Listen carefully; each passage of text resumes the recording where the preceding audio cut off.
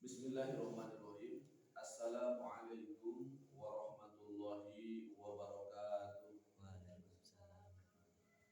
Alhamdulillah wassalatu wassalamu ala Rasulillah wa ala alihi wa sahbihi wa mawalah. Asyhadu an la ilaha illallah wahdahu la syarikalah wa asyhadu anna Muhammadan abduhu wa rasuluh. Sallallahu alaihi wa ala alihi wa ashabihi wa man tabi'ahu bi ihsanin ila yaumiddin. Wassalamu tasliman katsira. Allah tabaraka wa ta'ala fi kitabihil karim. A'udzu billahi samil alim minasy syaithanir rajim. Bismillahirrahmanirrahim. Ya ayyuhalladzina amanu taqullaha haqqa tuqatih wa la tamutunna illa wa antum muslimun. Al-ayah.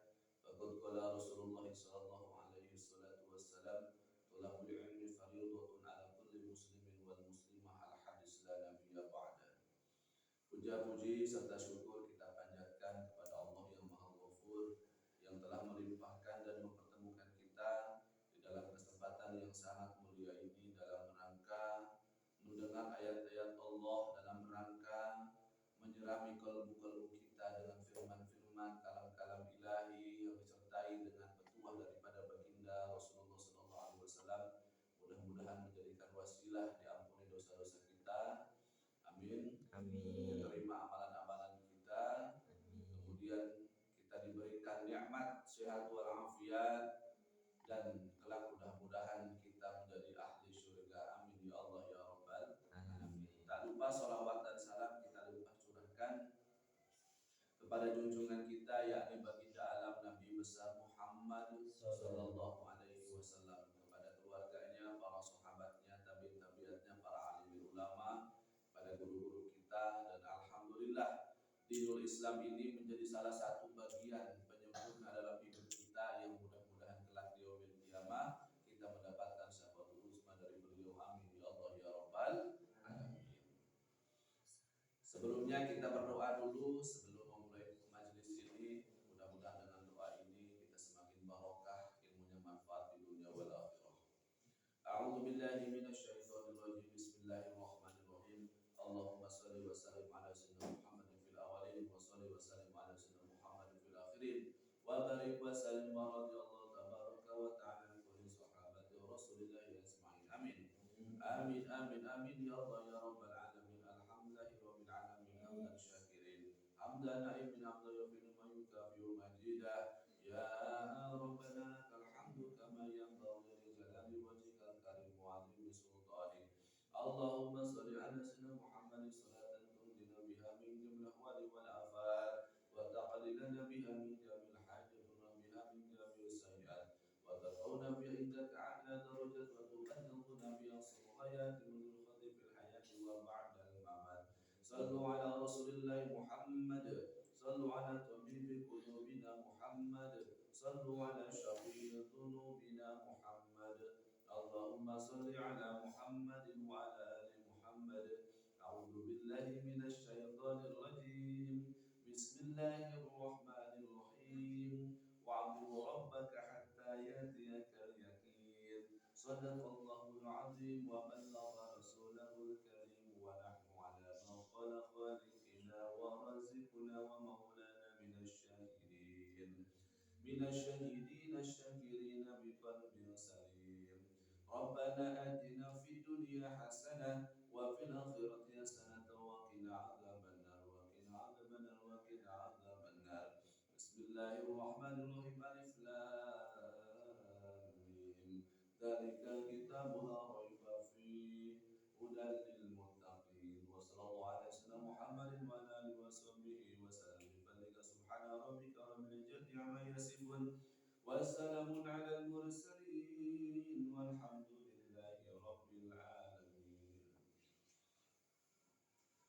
Bismillah, kita buka dalam kitab Durratun Nasihin. Ini karya ulama yang karismatik luar biasa yang kita kenal dengan Al-Allamah Usman bin Hasan bin Ahmad Asy-Syakir Al-Qaradawi rahimahullah taala. Kita buka ini pasal yang kelima. Silakan para sahabat bisa mencatat, karena mencatat itu akan jadi saksi kelak di yaumil qiyamah. Tulisan-tulisan yang kita catat dia sebetulnya hidup. Tulisan-tulisan yang kita catat akan menjadi saksi dan syafaat kelak di yaumil qiyamah.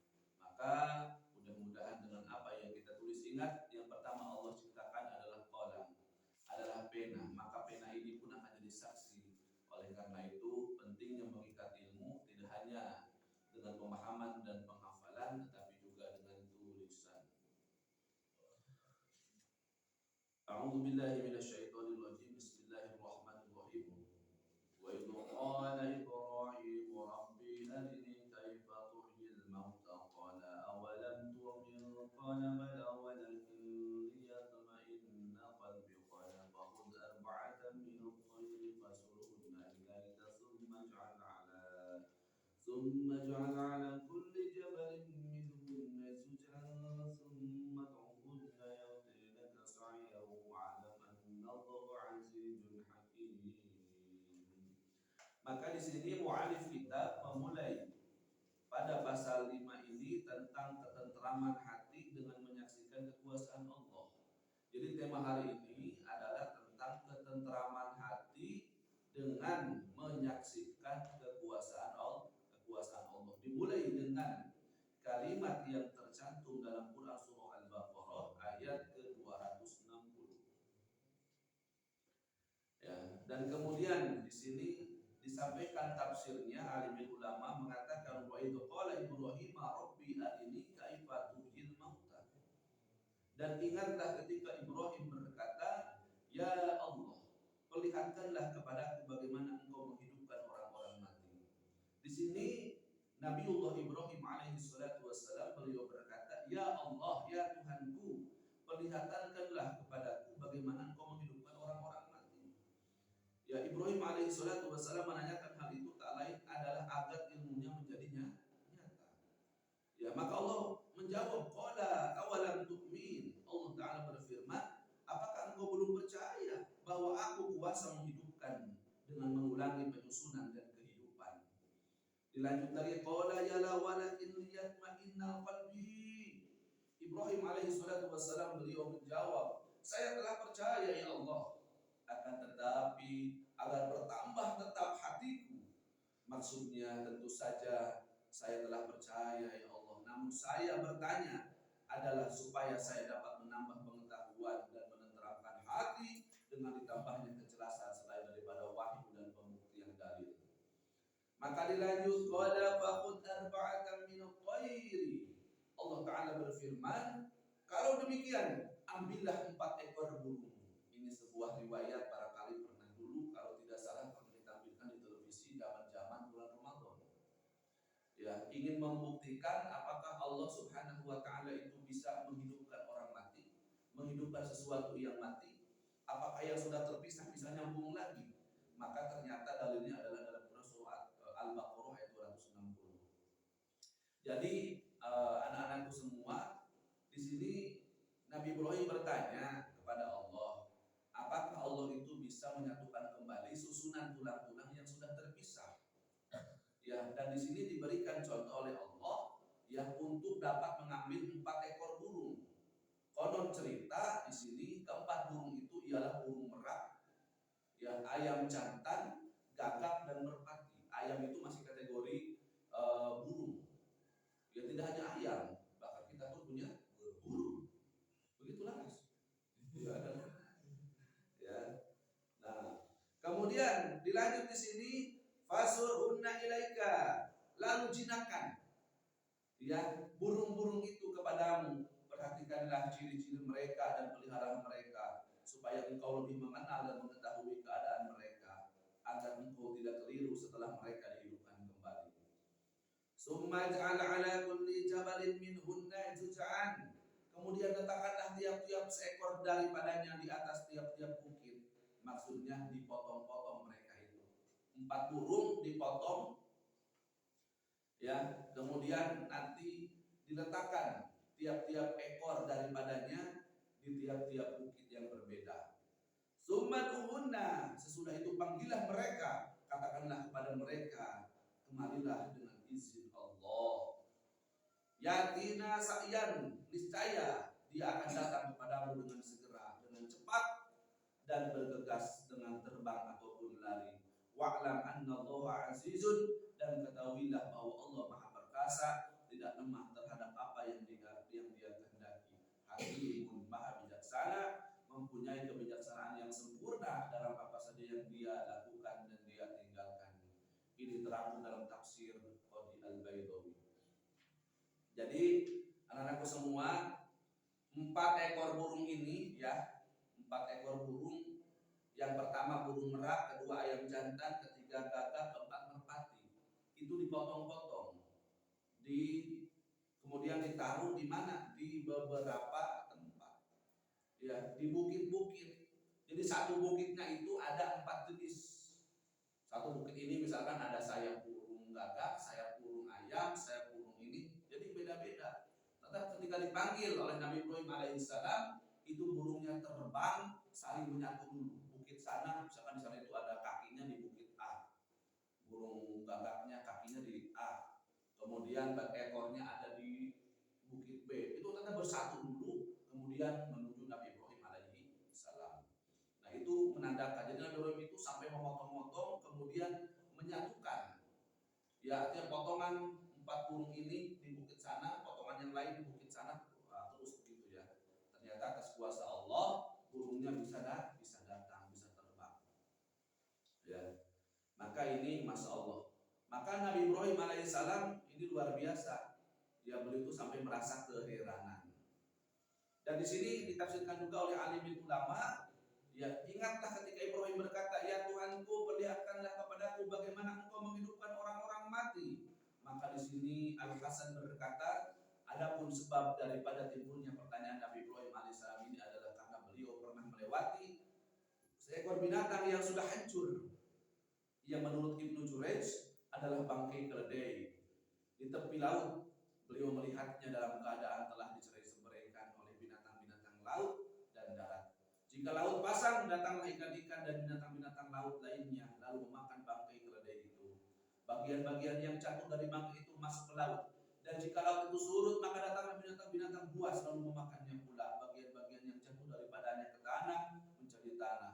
Jika binatang-binatang buas itu telah pergi meninggalkannya, maka datanglah burung-burung memakan bangkai lalu memakannya pula. Bagian-bagian yang jatuh daripadanya diterbangkan angin di udara. Ya bunaya rahimakumullah, Nabi Ibrahim alaihissalam menyaksikan hal itu, beliau merasa heran. Lah kenapa? Ya Allah, sesungguhnya aku telah tahu bahwa Engkau akan menghimpun kembali bagian-bagian tubuh bangkai ini daripada perut-perut binatang buas, tempolok-tempolok burung, dan dari perut-perut binatang laut. Maka perlihatkanlah kepadaku bagaimana Engkau menghidupkannya kembali agar aku dapat menyaksikannya, sehingga bertambahlah keyakinanku. Sebetulnya Allah Subhanahu wa taala mengecam. Kita itu nggak boleh tes-tesan kepada Allah. Ya, nggak boleh gini misalkan, ya Allah, jika Engkau memang kuasa, tolong dong turunkan hujan sekarang misalkan. Nggak boleh tes-tesan kepada Allah. Nabi saja sampai dikecam oleh Allah, sampai saja Allah berfirman, ya, Allah berfirman, apakah engkau belum percaya kepada aku, kata Allah. Jadi kita itu nggak boleh, ya, misalkan begini, kematian kan ada di tangan Allah. Saya mau berdiri di tengah jalan, ya, kalau saya memang ditakdirkan mati di dalam mobil, saya akan mati. Kalau memang belum saatnya, saya tidak akan mati. Kita tidak boleh mengetes-ngetes Allah. Ya, jadi yang pertama adalah sebuah adab. Kita adabnya jelek. Seperti halnya kita kepada guru kita. Ya, kita tes, Pak Guru coba bisa ini enggak? Misalkan ketika gurunya enggak bisa, masa guru enggak bisa? Nah, nanti begitu ada penghinaan. Ya, tetapi bagi Allah Subhanahu wa taala semuanya pasti bisa dengan kun fayakunnya. Ya, maka kita sangat, ya, Allah ngomong apa juga kan bisa. Nah, begitu ya, berpuasa. Maupun itu Cek, maupun itu Perancis, asal terus Allah. Nah, begitulah ya. Nah, karena kan Allah itu maha mengetahui segala sesuatu, maka kita juga tidak punya hak untuk mengetes-ngetes Allah. Ya, dalam tanda kutip tadi itu kita ingin menguji kekuasaan Allah. Ya, coba deh kalau memang Allah maha kuasa, misalkan itu ya, coba ini keluarkan air dari sini, kita baca Bismillah, kita doa, ya Allah keluarkan air dari tanah, ya Allah menyembur yang tinggi misalkan. Nah, itu sebetulnya dapat merusak akidah kita. Kenapa alasannya? Karena yang pertama, niat tes saja kita sudah berdosa. Tidak boleh, jangan dites, jangan dicoba-coba, udah pasti bisa. Udah pasti bisa sebetulnya. Cuman kenapa? Kadang-kadang Allah itu melihat dulu siapa kita. Ya, siapa kita? Yang namanya presiden disuruh sama bawahan berikan kaki emas, nurut apa enggak? Iya. Tidak. Kita itu bawahan dan bahkan lebih jauh daripada bawahan. Ya kita itu ciptaannya, jadi kurang layak, kurang pantas. Belum tentu kita minta air dari tanah keluarin dikasih sama Allah. Allah alam. Nah, begitu. Kita bawa jauh. Nah, makanya kata Allah, apakah kau belum percaya Ibrahim?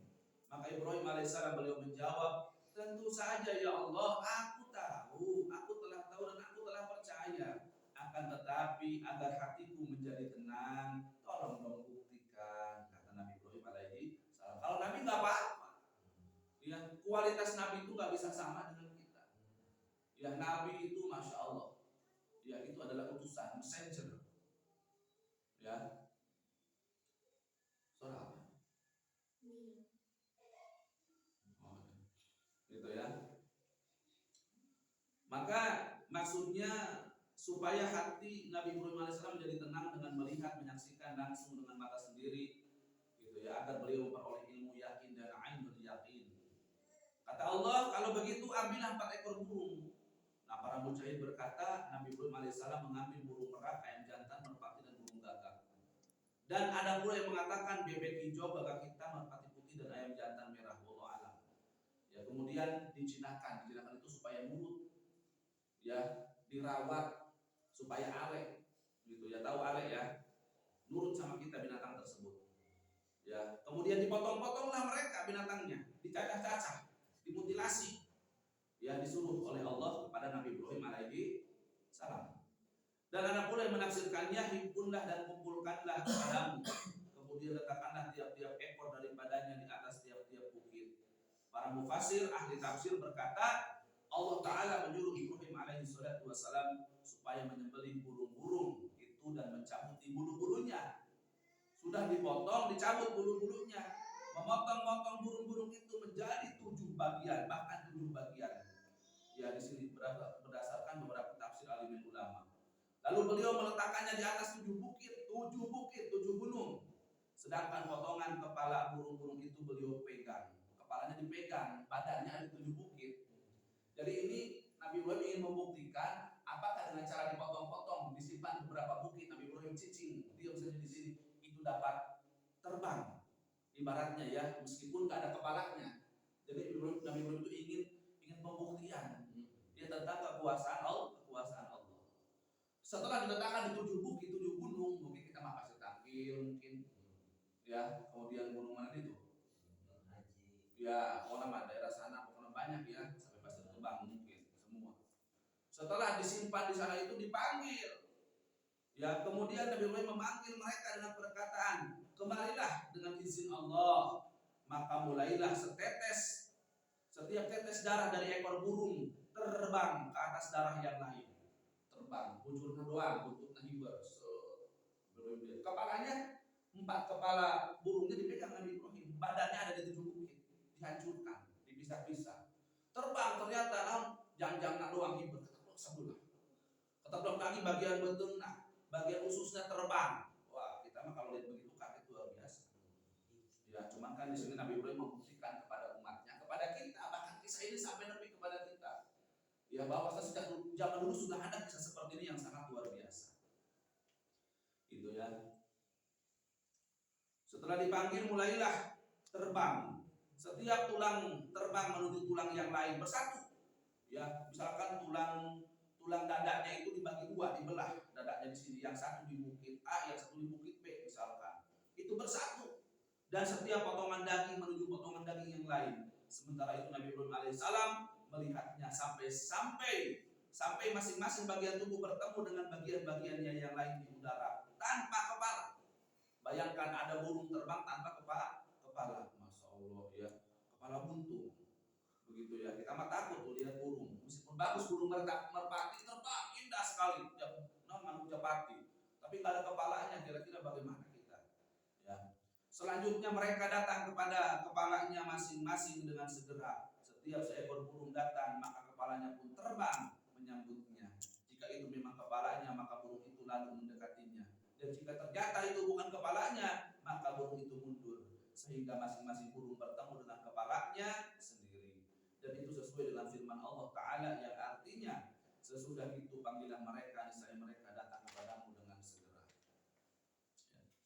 Bahkan ada pendapat yang mengatakan bahwasanya yang dimaksud dengan kata asyayu dalam ayat tersebut yang tadi Abia bacakan itu artinya adalah bergegas. Ya, fas'au asyayu gitu ya, as'au. Ya, bergegas dan lari, dan ada pula yang mengatakan bahwa maksudnya adalah berjalan seperti firman Allah Ta'ala.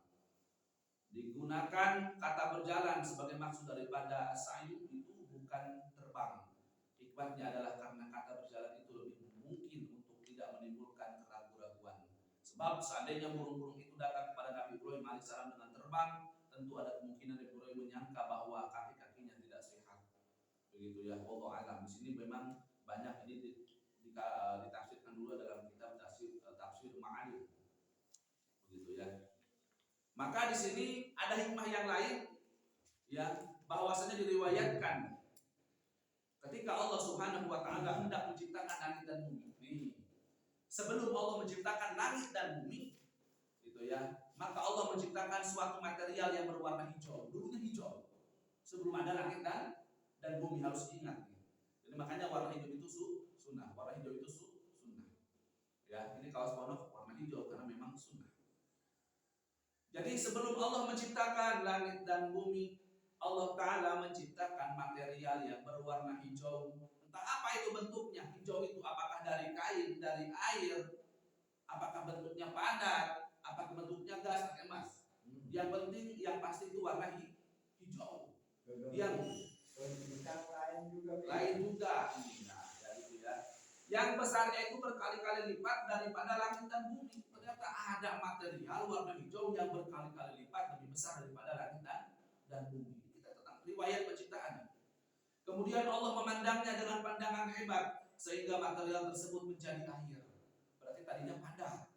Kemudian Allah memandang air itu, maka bergejolaklah air tersebut dan muncullah buih, asap dan uap.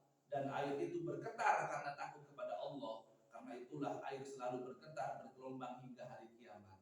Betul sekali. Lihat di pantai. Ya, air selalu bergelombang. Aneh enggak? Selalu saja ada ombak. Aneh enggak kira-kira?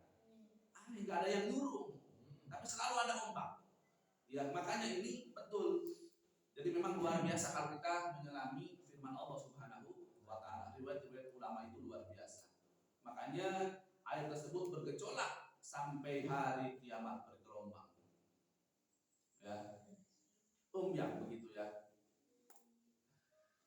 Itu dari air. Kemudian dari asap yang tadi disampaikan, Allah menciptakan langit. Nah, luar biasa ini. Ya. Jadi, masya Allah ya. Dari asap tersebut, dari yang warna hijau tersebut kan jadi asap sebagian. Maka dari asap tersebutlah Allah menciptakan langit, dan dari bumi itulah Allah menciptakan bumi. Kemudian Allah mengutus malaikat dari bawah arsy, maka meluncurlah dia ke bumi sampai masuk ke bawah lapisan ketujuh daripada bumi. Lalu diletakkannya bumi itu di pundaknya, sedangkan salah satu tangannya berada di timur dan yang satunya lagi di barat. Jadi kita di bumi ini ternyata dipanggul kan Mas? Subhanallah. Jadi malaikat pemanggul arsy itu masuk ke dalam bumi kita, ya, kemudian nyundang, manggul bumi kita di itu. Kalau malaikat arsy itu ingin gempa, mungkin tinggal goyangkan saja udah selesai kita. Ya, kita gempa kadang-kadang nyari. Kalau zaman dulu itu kata orang tua, gempa itu ada apa namanya kan linding ya. Linding itu katanya binatang yang di bawah tanah. Kalau bergerak maka kita gempa. Ya, ternyata kalau sekarang berdasarkan riwayat itu ternyata ada namanya malaikat pemanggul arsy di sini. Ya, malaikat memang tugasnya itu tadi itu manggul, ya, nyekelan bumi kita begini. Yang satu tangannya di timur, satu di barat. Luar biasa. Manggul blok besar dah kita. Ya. Luar biasa. Ya. Kalau kita mau buang itu blok begitu aja. Nah, udah tamat riwayat kita ya.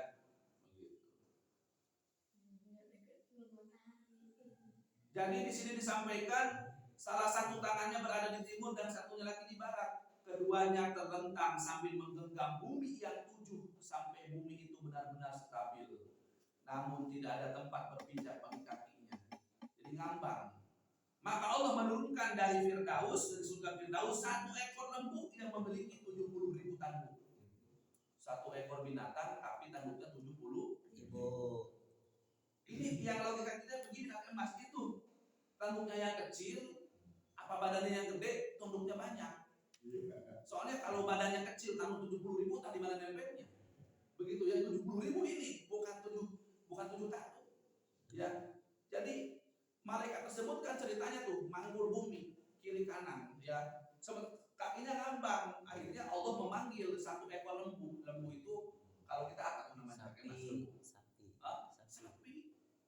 Ya, manggil sapi. Dari mana? Dari surga Firdaus. Sapi, silakan turun ke bawah, ya. Kemudian duduk di bawah, ibaratnya berdiri di bawah supaya malaikat Imamul Arsy itu bisa duduk, bisa neker, itulah duduk di atas sapi. Ya. Dan ternyata tanduknya 70.000, kakinya pun di sini ada 40.000 kaki. Masya Allah, kebayang nggak? Kalau ada sapi kakinya 40.000, 4 saja orang ditodil dengan pengekor. Kadang-kadang sapi memang suka beri kejutan. Kita mau duduk ke belakang tiba-tiba ditodil begini. Banyak yang begitu. Ya. Dan kemudian Allah Ta'ala menjadikan tempat berpijak kaki malaikat itu di atas punduk sapi tersebut. Diinjak punduk sapinya. Namun kedua kaki malaikat itu tidak bisa mantap. Maka tidak bisa garinjelan. Maka Allah menurunkan permata yakut yang berwarna hijau yang berasal dari tempat tertinggi di dalam surga, yang tebalnya sejauh perjalanan 500 tahun. Subhanallah, permata warna hijau, permata saja sudah mahal. Ini tebalnya aja perjalanan 500 tahun, Kakek Mas. Itu kalau digade sama kita, baru tuker juga bumi kita dengan itu nggak bakal ini. Mahalan permata. 500 tahun sini kebaya aja cuma berapa jam kita? Belum tahunan. Ini 500 tahun saking tebalnya. Ya, maka permata tersebut diletakkan oleh Allah di antara punduk lembu tersebut sampai kepada ekornya. Maka kedua kaki malaikat itu pun mantaplah berpijak pada permata tersebut. Sedangkan tanduk-tanduk lembu itu keluar dari batas-batas wilayah bumi. Yang lain kaki dia tanduknya bukan ke atas, jadi sinojos. Jadi ada bumi dipegang oleh malaikat pemanggul ars, malaikatnya berdiri di atas sapi, ya. Kemudian di atas sapinya itu ada hamparan permadani yang warna hijau, permata hijau, yang tebalnya perjalanan 500 tahun. Masya Allah ya Rob, merinding ini. Tebalnya perjalanan 500 tahun. Artinya bukan sejengkal dua jengkal. Jadi lembu sebesar apa itu? Mereka manggul bumi, berdiri di atas lembu. Di atas lembu, lembunya ini segede apa berarti? Udah nggak kebayang. Nggak kebayang, Masya Allah. Ya. Akan tetapi lembu itu berada di lautan. Ada lautan lagi ternyata. Jadi bumi kita ini bukan bumi yang mentok cuma lautan di bumi kita. Ada yang lebih luas, makanya kita kecil, bukan apa-apa dan bukan siapa-siapa.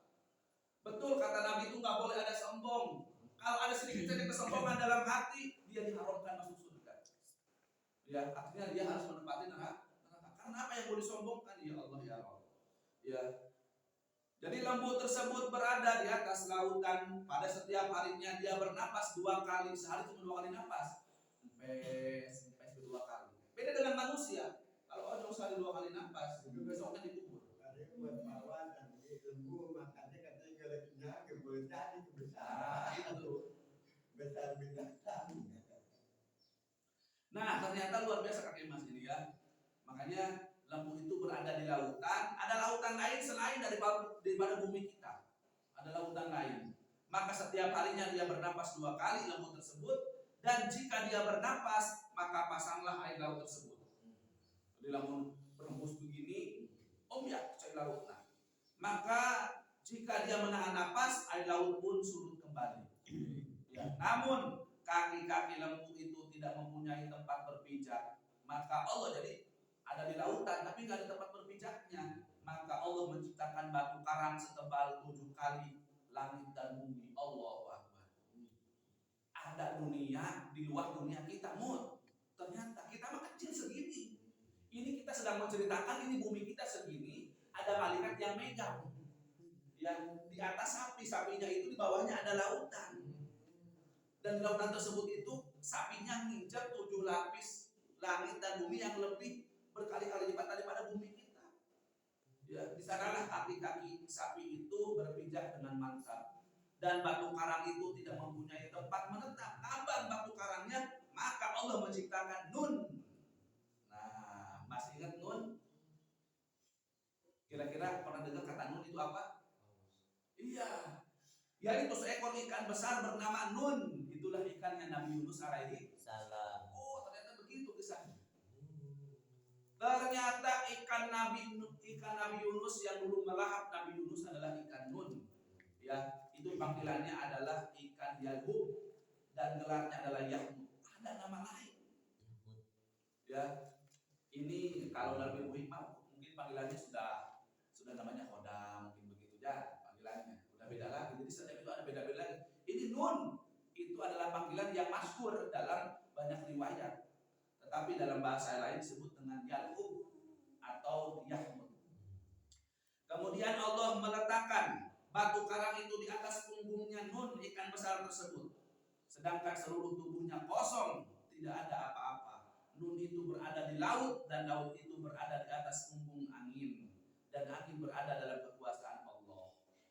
Jadi ada bumi kita, ada malaikat nyegelan, malaikat nincak permadani warna hijau yang perjalanan 500 tahun tebalnya. Itu menutupi sapinya nginjak lautan, lautannya ada karangnya lebih besar 7 lapis 7 kali lipat daripada langit dan bumi, dan di bawahnya itu ada ikan Nun, dan ikan Nun itu ngambang di atas apa? Di atas punggung angin, dan di atas angin itu kekuasaan Allah Subhanahu wa taala. Masya Allah. Ternyata kita itu kecil kakek Mas ya. Kita itu kadang-kadang agak belaga juga. Apa yang belaganya? Kadang-kadang kita doa pengen dikabulkan. Ya banyak doa juga kakek Mas sebetulnya, tapi belum saatnya mungkin ya. Tapi ingat, kita maka tugasnya itu ikhtiar. Ya, kita itu butuh duit. Apa duit? Doa, usaha, ikhtiar dan tawakal. Ya, maka oleh karena itu kita itu jangan memaksa Allah mengabulkan doa-doa kita. Karena ternyata kalau lihat begini mah kita itu siapa? Ya, mungkin butiran pasir bagi Allah masih dianggap gede daripada kita. Ya, pasir Allah ciptakan mungkin itu diam saja, tidak banyak tingkah. Tapi manusia memang seperti kita, udah dikasih nafas, kadang sholatnya nggak mau, masih melanggar. Ya, jadi kita itu masya Allah kadang-kadang mungkin bikin kecewa Allah. Makanya kita harus rajin sholat, rajin ibadah, mondok harus benar, ya, tolak ilmu. Ya, bahkan di sini dalam sebuah riwayat ada alim ulama yang bernama Ka'bun Akhbar berkata, sesungguhnya iblis pernah masuk ke dalam jasad Nun. Iblis itu pernah masuk. Berarti iblis itu memang ada di luar bumi kita. Itu iblisnya, bukan setannya. Iblis kan itu rajanya jin, iblis. Kalau dulu namanya adalah Azazil. Ya, dulu namanya adalah Azazil. Iblis pernah mencoba untuk masuk ke dalam tubuhnya ikan Nun yang gede tadi kakek Mas. Ya, yang di atas punggungnya itu ada bumi seluruhnya, berikut pepohonan lengkap semua. Ya. Lalu ia berkata kepada ikan tersebut, ikan. Jadi iblis itu masuk ke dalam ikan Nun supaya apa? Lemparkan saja beban-beban berat yang ada di atas punggungmu tadi itu. Ya, supaya kenapa? Supaya bumi kita hancur. Seperti iblis segede apa itu? Ya, iblis pun masya Allah. Makanya dulu tidak salah, malaikat dengan iblis itu dulu adalah makhluk yang taat. Ya, iblis itu salah satu malaikat Azazil, namanya Azazil. Ingat, iblis itu dulu soleh.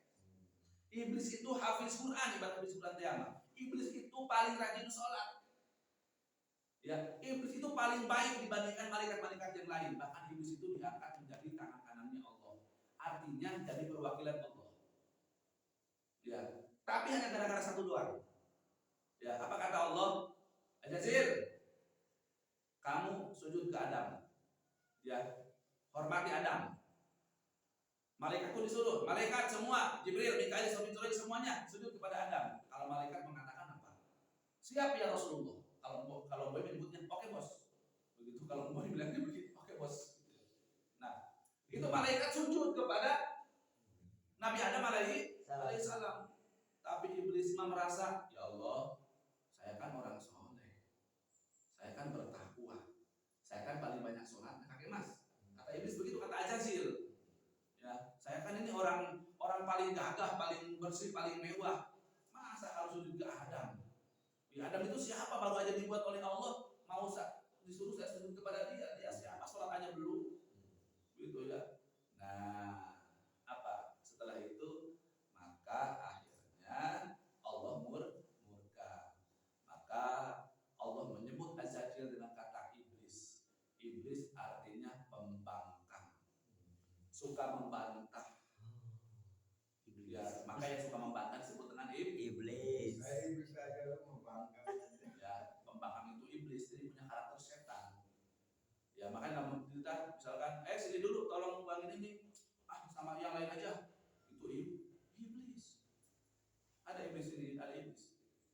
Ada iblis di sini ada? Enggak ada, ya alhamdulillah. Ya, malaikat punya gelar alaihi salam. Jibril alaihi salam, Mikail alaihi salam. Kalau iblis namanya laknatullah. Iblis laknatullah panggilannya. Dilaknat oleh Allah. Ya. Bayangkan iblis itu luar biasa. Ngenah aja dia disuruh menggoyangkan ikannya, disuruh goyang-goyang, kemudian setelah bergoyang begini ibaratnya bergerak, nanti kan malaikat tikos hewan, sapinya tikos hewan, ikan, sapi, malaikat, kemudian bumi kita kalau ini bergoyang ya jatuh semua. Ya, kata iblis, ayo lemparkan saja, gitu ya. Kemudian ternyata ikan nun itu pun tergugah untuk melakukan suruhan iblis. Ya, jadi mana itu tertipu daya. Iblis kan pintar ngerayu. Ya, dan yang paling banyak dirayu oleh iblis adalah wanita. Yang paling banyak wanita yang tampil seksi, menggoda, gitu ya. Dulu ketika makan buah huldi, ya, yang pertama makan siapa? Siti Hawa. Siti Hawa sudah makan buah. Ya, buah-buah. Kalau Nabi Adam baru sepotong doang makan buah huldinya.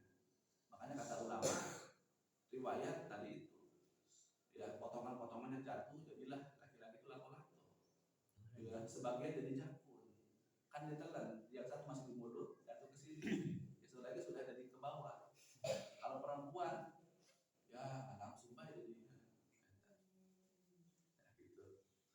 Namun Allah mengirim seekor binatang. Binatang itu masuk ke dalam lubang hidung ikan nun sampai kepada otaknya. Maka ikan itu berteriak kepada Allah Ta'ala karena gangguan binatang itu. Lantas Allah mengizinkan binatang itu untuk keluar dan dia pun keluar. Melanjutkan, ikan itu memperhatikan binatang tersebut. Begitu pula sebaliknya. Apabila ikan itu hendak melakukan seperti yang dahulu, maka binatang itu kembali masuk ke dalam lubang hidungnya sampai ke otaknya seperti tadi. Ikan inilah yang dijadikan bahan sumpah oleh Allah Ta'ala dalam firman-Nya, Nun wal qalami wa ma yasturun. Nun demi kolam dan apa yang mereka tulis. Maka Allah bersumpah demi ikan nun. Sungguh benarlah Allah yang Maha Agung dengan segala firman-Nya.